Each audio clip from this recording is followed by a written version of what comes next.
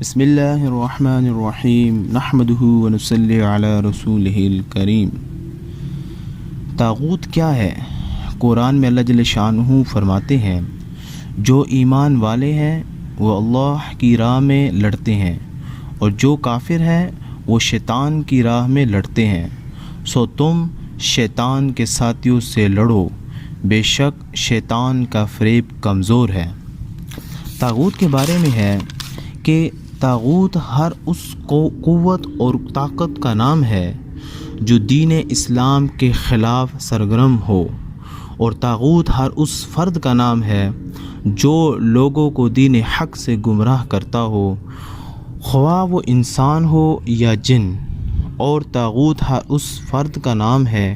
جو اسلام اور مسلمانوں کے خلاف لڑتا ہو، اور طاغوت ہر اس نظام کا نام ہے جس کے گرد جمع ہو کر لوگ اسلام اور مسلمانوں کے خلاف تدبیر یا جنگ کرتے ہو، اور طاغوت ہر اس ادارے کا نام ہے جہاں دین حق کے خلاف کسی طرح کے محاذ قائم ہوتے ہو۔ اللہ ہمیں دین کی حفاظت کرنے کی توفیق عطا فرمائے اور دین کے خلاف لوگوں کو اللہ ہدایت نصیب فرمائے۔